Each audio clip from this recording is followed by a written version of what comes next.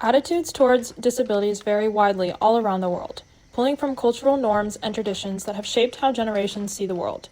In Southeast Asia, disabilities are not seen as medical conditions or genetic qualities, but can be interpreted as anything from someone's bad karma to a curse or evil spirit, ideas which have given way to stigmatized lenses that create negative attitudes towards physical and mental disabilities. In exploring the attitudes towards disabilities as understood in Southeast Asia, we will consider the historical contexts, structural and medical limitations, and lived experiences or traditions that shape people's attitudes, as well as examining various examples of disability in Southeast Asian films that may reflect cultural beliefs. First, it's important to understand what constitutes a disability, as there are many umbrella definitions. For the purposes of this analysis, we are including physical disabilities such as amputations or limb dysfunction, like POV in Rice People or FAL in One Evening After the War, psychological disorders including PTSD, depressive disorder or anxiety such as OM in Rice People, or the soldiers in Tabiai Creative Resistance, and lastly, chronic infection or degenerative disease as seen with many women with AIDS in Dutiful Daughters or King Sihanouk in Crepuscule. These conditions all present with a variety in their reasons for existing and how they tie into their film narratives, but they all reflect relevant attitudes found in the region. In Southeast Asia, it is not uncommon for people to believe that those with noticeable or particularly degradative disabilities to be thought of as deserving of the condition, attributing injuries to misfortunes of bad karma or sins of a past life, as it is believed that our actions ultimately influence our moral fates.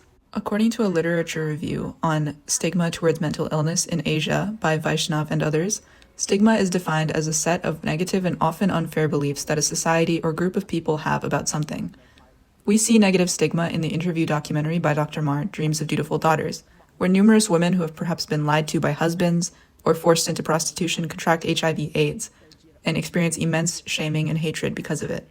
One woman described being driven out of her home, losing her job and any income she had due to the stigma, even with young children to take care of. Others mentioned being unable to return to their homes in Burma, afraid of bringing shame to their families.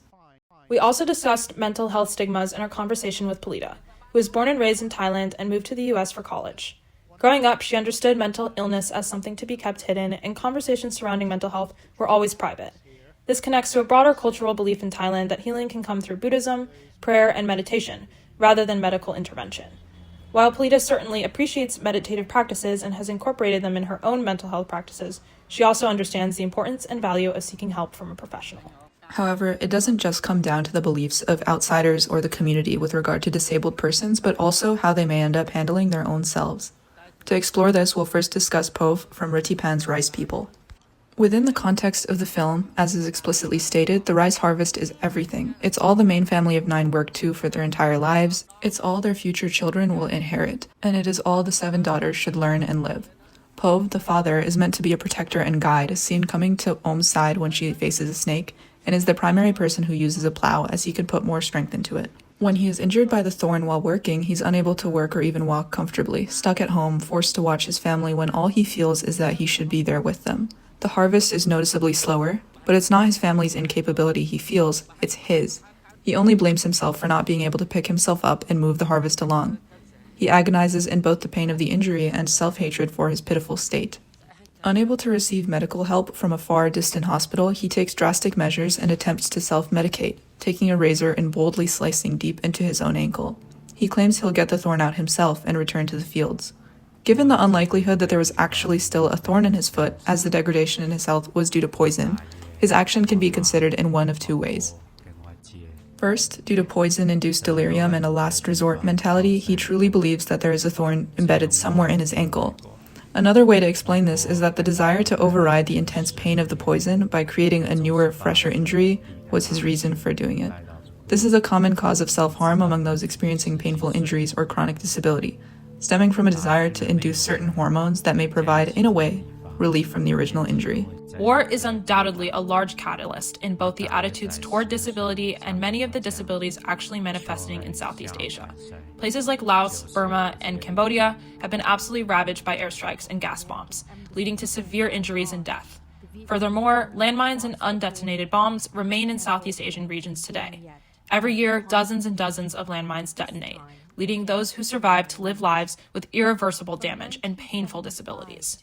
Beyond this, in Cambodia in the shadow of genocide, Alexandra Hinton describes how many people would cope with the rampant bombings and injuries by attributing them to past poor karma that may have led to current misfortune. Connecting back to a discussion of stigmas in Barbara Cardozo's survey on landmine survivors in Cambodia, it was found that not only do disabilities carry significant stigma in Cambodia, but also that people with visible injuries are probably less likely to find work.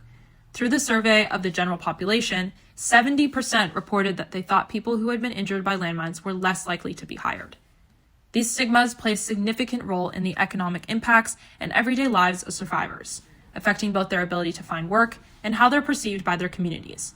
This continues to be an ongoing issue in Cambodia, and Cardozo's study found that anxiety is prevalent in 62% of all respondents, 74% for depression, and 34% for post-traumatic stress disorder, PTSD.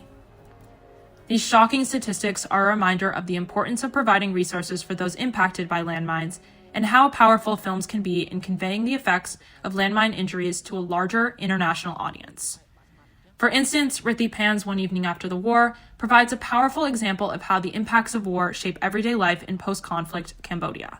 The film follows Savannah, a young former soldier trying to settle back into Phnom Penh, a city that feels unfamiliar after years away. He does not return with a visible injury, yet it is clear that the war still impacts him to this day.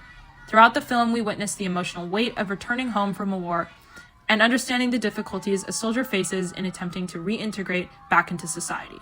He meets Poev, and as he falls in love, he dreams of providing her a normal life. All of which being said, negative attitudes and stigma aren't the only attitudes seen in Southeast Asian films. In more recent times, in the film Tabiai, Creative Resistance, taking place in active Burmese war zones and military camps hidden in the jungle, we see examples of positive attitudes towards amputees, including higher authority figures taking the time to visit and reassure injured soldiers, providing moral support rather than shame or hiding.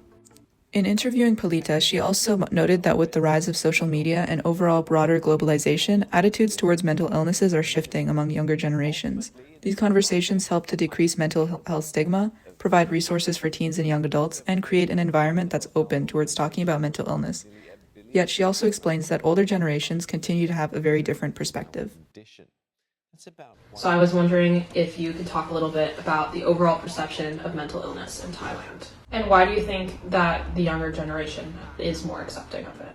I think it's actually globalization. I think that the younger generation have more access to like Western media and like depictions of like accepting cultures of mental illness online, like whether that's people talking openly about it on TikTok or movies about like people suffering from mental illnesses, and the young are just more exposed to that, so they normalize it more. And globalization also makes it so that like all of us kind of like start to like our cultures all kind of start to merge into like a generational thing rather than people like sticking to their roots and the way of life and how they think about it. But in the older generation, it's definitely not talked about.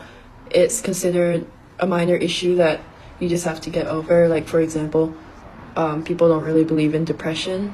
It's just like, oh, like you're sad, something happened, you'll just get over it. Ultimately, Southeast Asian films and ethnographic research reveal how society interprets meaning in human suffering.